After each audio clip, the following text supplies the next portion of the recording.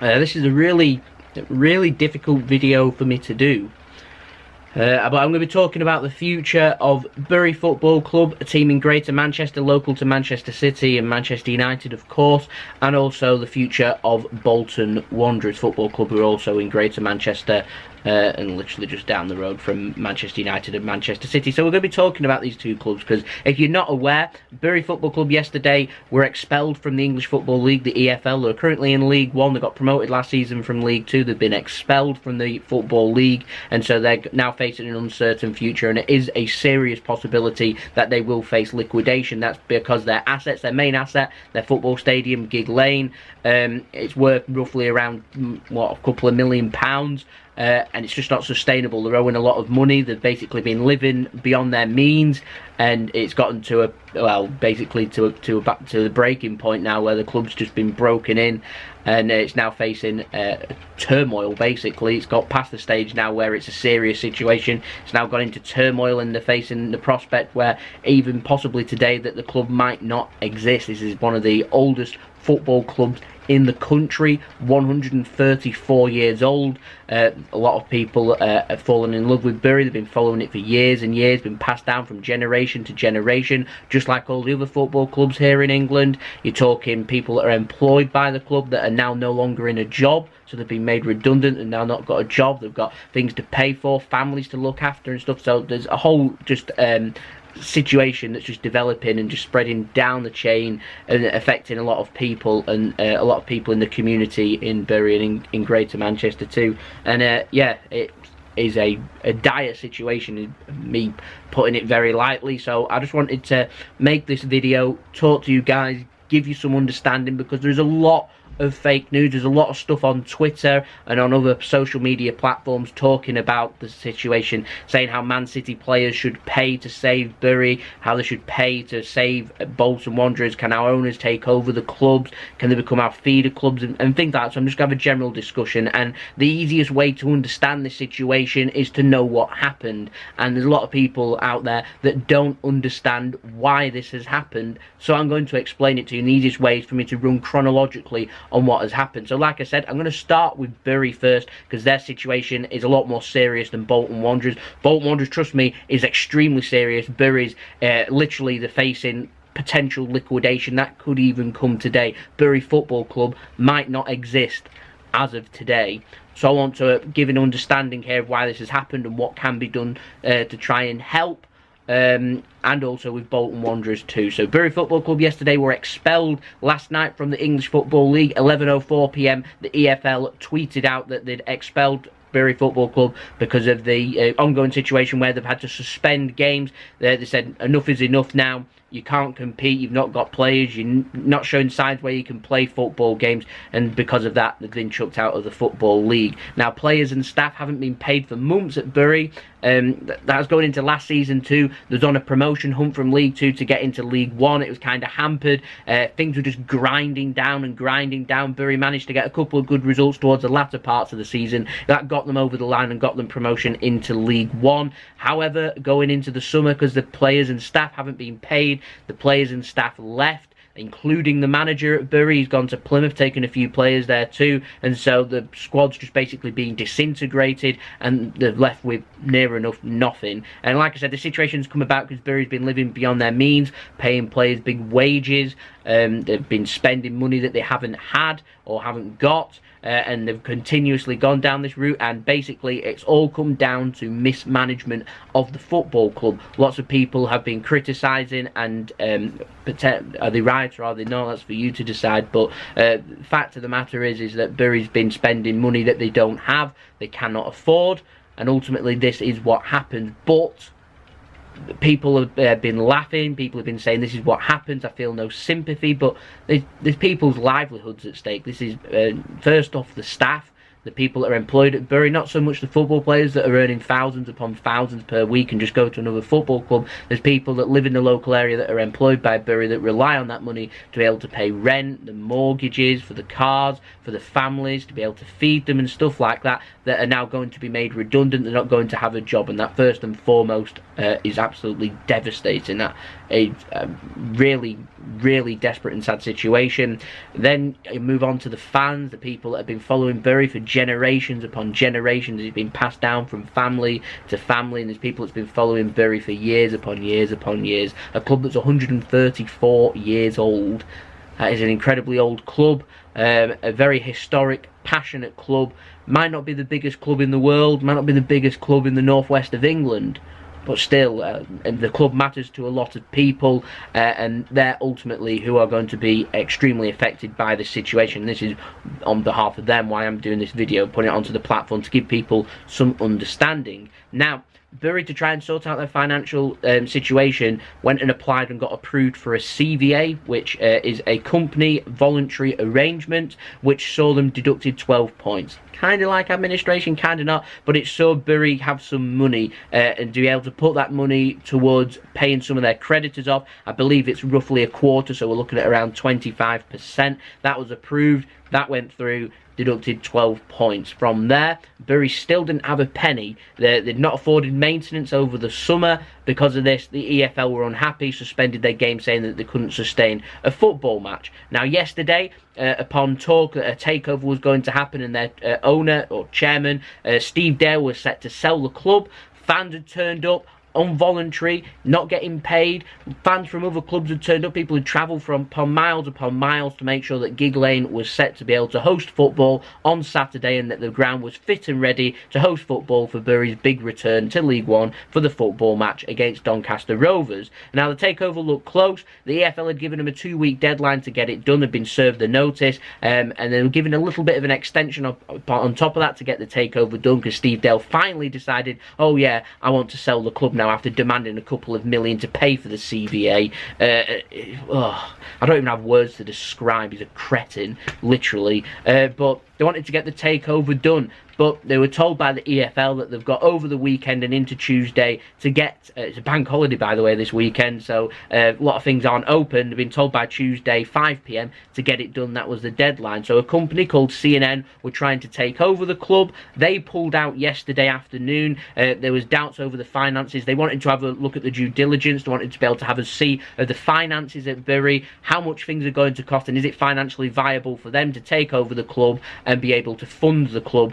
You've got to find investors and things like that. It's just so difficult. There isn't a lot of assets at Bury. Literally one of the biggest, or if not the biggest, is Gig Lane, and it's a ground that isn't the largest of stadiums and stuff like that. So you're relying upon investors and having the money there to be able to fund the club, which ultimately they don't have.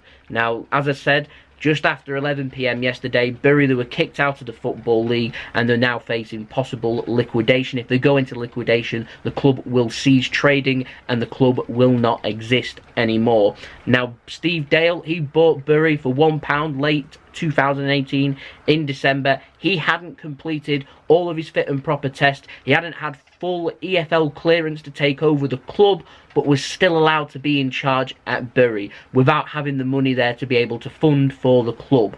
So when you bought the club on the cheap, you've got no money to sustain the club.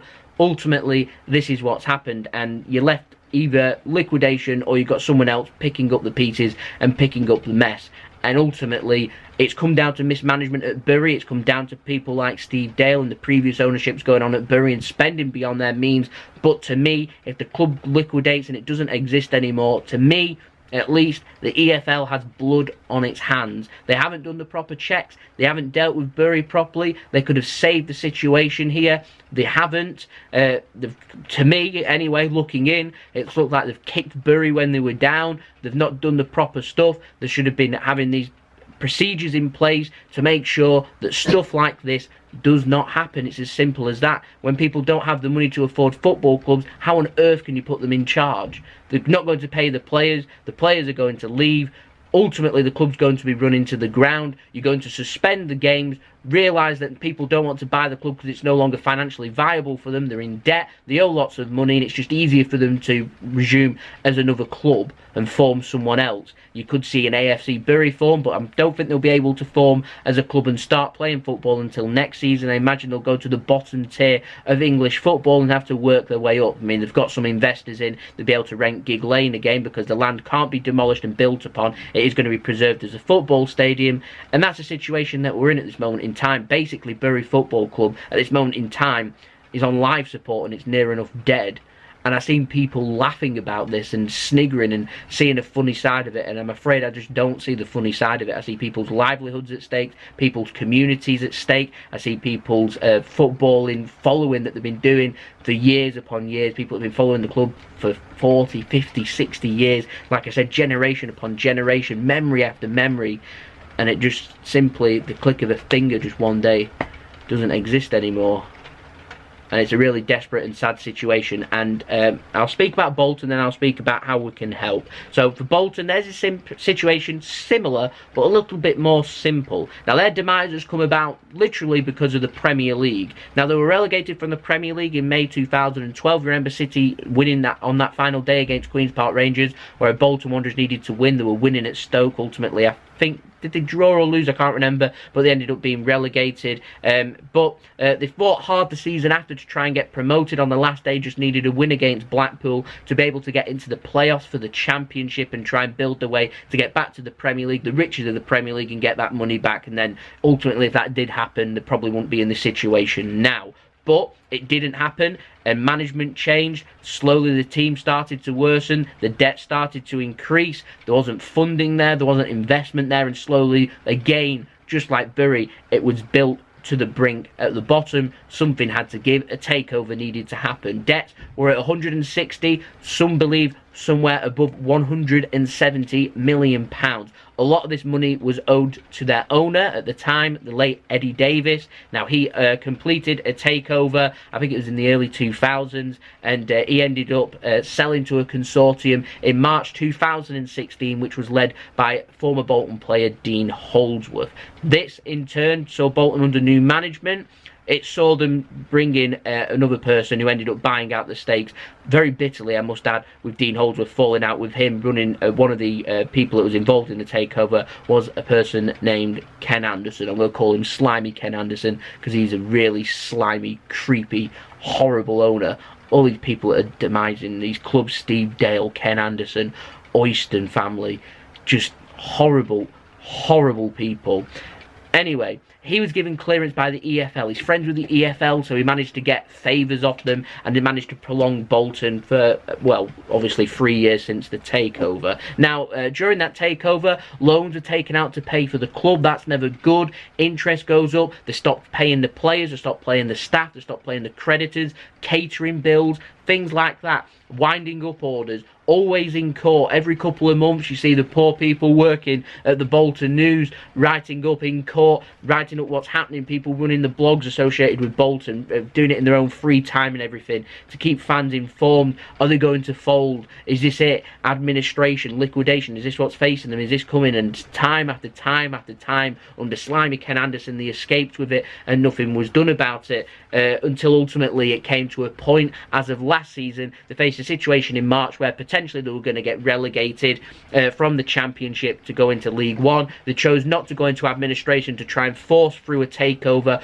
with former Watford owner Lawrence Bassini. Instead, that didn't turn out. Instead, they took administration at the end of the season, which meant they're going to get a 12-point deduction going into the current season and putting on potential new owners and potential investors. When you get, you know, you get relegated, you've got a nice, fresh, clean plate there. You've got some players that are more than capable of competing at League One level. It appeals. The size of the club, it will appeal to investors. When you say minus 12, the players have left, probably going to be relegated to League Two. That isn't as appealing for people to buy, and that is purely down to the decision-making of Ken Anderson. That, in turn, because he's friends with the EFL, was never held accountable. He just walked away with millions upon millions that he'd lynched out of Bolton and just leached out of Bolton, and just took it with him. Just made a note, just a knobhead owner, basically. Administration, though, came in. They selected Football Ventures as their preferred bidder from administration after a couple of weeks. Always very slow. The takeover was always close, but never got done. But the EFL were happy that the takeover was close. They allowed to Bolton, unlike Bury, to be able to start the season. However, because they didn't have any players, they had to go and put out their youth team. Now, I'll speak about that in just one moment. I'll just clear up more about the finances and what's involved. Now, it turns out that Football Ventures that wanted to buy Bolton also want the hotel. It's unclear whether they want Bolton Wanderers and the hotel, and if they can't get the hotel, we'll pull out of the deal altogether. But that's the deal maker. Do you remember me saying assets are involved at Bolton, but not involved at Bury? They've just got gig lane, where Bolton's also got assets that own the land that the stadium sits on, or parts of it, car parks. There's a hotel there. Now, they went into administration around the same time as Ken Anderson. They went under a different administrator, which made things extremely complicated with the deal, and so the deal took all summer to try and thrash out, and the administrator involved at the hotel has been in no rush, and to me, partly to blame, not rushing things through. They know that for the survival of the club, you need the hotel and the football club going hand in hand, and they weren't, well, basically there's still not sorted now. It's still unclear as to what's happening with terms of the hotel, but they're trying to get something sorted. Such a complicated deal. But like I said, meanwhile, while all this was happening, the Bolton players left. The manager resigned after doing a few games at Bolton Wanderers and not being paid. Credit Phil Parkinson, by the way, doing a good job at Bolton Wanderers there, whilst not being paid. Very professional about everything before leaving, and so I imagine everyone probably wishes him all of the best. But they ended up just having youth players. They were paid by, I believe, the consortium, Football Ventures, so they were willing to play, whereas the senior players that were left, I think they was left with 4 by the end of it, 4 senior players. So you normally have a squad of around 20 to 30 players. They had 4 left. The rest was just fielding 17, 18 and 19 year olds. Started the season averaging a squad of around 18 to 19 years old. So boys against men, players that are on part-time deals, schoolboys basically going up against professional football players. Extremely difficult. How has it got to this? The EFL got fed up of it. It isn't really that competitive. Bolton losing and conceding an abundance of goals. I think they conceded 15 in the last 3. Managed to get a hard-earned 0-0 draw, fair credit, at the Macron Stadium against Coventry City. But they face the same fate as Bury now. The EFL's got fed up and they said they want the takeover done. You have 5 PM Tuesday to get it done, or you're facing being expelled from the Football League 2. Hence, yesterday the takeover still wasn't completed and Bolton were served up their 14-day notice. And if they go 14 days without that takeover being complete, Bolton have already clarified what's going to happen for their administrators. If that takeover isn't complete in 14 days and they're expelled from the Football League, there won't be an uncertain future about Bolton, because there won't be a future. They have said if that happens, the day after, they will put the process in place for the club to go into liquidation and for the club not to exist. Now, Bolton are a founding member of the Football League. I think there's 12 founding members of the Football League. Bolton are one of them, one of the oldest, most prestigious, most historic clubs going in the whole country in England, and one of the founding members for the Football League and creating football, professional football and football as we know it today. Without the likes of Bolton Wanderers, you don't have football at what it is today. And it makes me angry, it makes me upset, it makes me extremely sad. Bolton, a decent-sized club, decent-sized stadium, just like Bury, got their own staff working at Bolton Wanderers that are now more than likely possibly going to be made redundant, that aren't going to have a job for their livelihoods. The community is going to be affected. Talking generations of fans. We're talking thousands amongst thousands. Combine both clubs of decent size, you must be looking roughly, regular match-going fans anyway, more than 20,000 combined. If you're talking people that go when they pick and choose the games, I mean, combined between them with regular match-going fans, there must be, what, at least maybe 40 to 50,000, maybe more. I mean, I'm sure there's more Bury and Bolton fans out there. And the situation that's happened because of the EFL not doing their job properly and putting their checks in place and not stopping things when they could have, and allowing leeches like Ken Anderson, like Steve Dale. This could have happened to Blackpool if things didn't go to court and managed to weed him out of the club. This could have been the fate that faces them. And it's a desperately sad situation. I will pre-warn now, a similar situation currently could well be happening at Macclesfield Town too. They're facing an uncertain future. I'm talking Bury, I'm talking Bolton, I'm talking Macclesfield Town. These won't be the last of it. Something needs to be done. what can be done. Now, I've seen people talking about charity games for the players and stuff, to be able to generate money to allow the staff to be paid their wages that they've not been paid in months and months, to allow them to continue and have money there for them to be able to find another job, which I think is an outstanding idea. I think that's something that should be set up. People talking about Bury against Bolton taking place possibly at Old Trafford. I'd like to think if this was happening, that Man City had put their stadium forward, but we do have the testimonial for Vincent Kompany. But we're more than capable of being able to hold 2 games in 3 days at the Etihad Stadium, to be able to put all the proceeds towards all of the people involved at these football clubs facing an uncertain time. It's just a desperately sad, desperate situation. Now, people have been speaking about Man City, can they take over? They can't own 2 clubs in the same country and involved in basically the same foundations and the same ownerships. That can't happen. So, even if we could have an association, you could make them a feeder club. Bolton and Bury are older clubs than Manchester City, prestigious clubs who deserve better than just being basically Man City's bitch and being a feeder club. No, the fans deserve better. There shouldn't be a feeder club. Can Man City do a lot more? I mean, we did a lot for Bury. We gave them the training ground when we moved to the one at the Etihad campus, and they moved to Carrington. They couldn't afford to maintain it. Like I said, they've not got any money. How they're going to afford to maintain it? Could City buy players off Bury and Bolton and inject millions? I'd say that is one idea. We could go into a partnership like we have with Sport in Lisbon, where we get their outstanding products from their youth academy, sign these players and be able to invest money that way, because it is legal for City to be able to do that. Is something we could explore to do. And that is something we could do right now, because we don't have to register these players, but we just need to be able to sign them, and it's obviously a big boost for them. But at the end of the day, it's down to mismanagement and ownership, and unless Bury, if they don't liquidate and get new ownership, is something we could pursue, and once Bolton's got their new takeover, could pursue something else. But you don't know what these owners are going to be like either. But I just feel like more could be done from everyone, basically, from the football clubs, from the ownership, from the EFL. Only people here that are, to me, that are powerless are the ones affected the most, and that at the end of the day is people's jobs, the staff working at these clubs, and the fans of the football club and the community that it affects. And ultimately, at the end of the day, they're the ones that will feel the pinch. And what I don't want is for clubs like Bury and Bolton, Macclesfield Town, and clubs before them, I'm talking, not just Wimbledon, but there's other clubs that have had uncertain futures too, that they're not just forgotten about and die, and everyone just goes, oh well, we move on, because it just shouldn't be happening. I'm a football fan at the end of the day, and I don't know, I just imagine me sitting here now and saying this is Manchester City, and at the end of today, Man City might not exist, and you've not got a football club, a club that you've been following for, I mean, for me, I've been following for 18 years now, and yeah, it's just a really grim, sad situation. So yeah, my thoughts with everyone at Bury Football Club and at Bolton Wanderers here, and I've got all my fingers, literally, like all of them crossed, that the club survive and something is done, and the regular match going fans and staff can have the payout and can either move on, the staff can move on with lives, find other jobs and have their money be paid, or continue to be employed, and see these clubs in the future prosper. Clubs have come back from the brink before, it can be done again.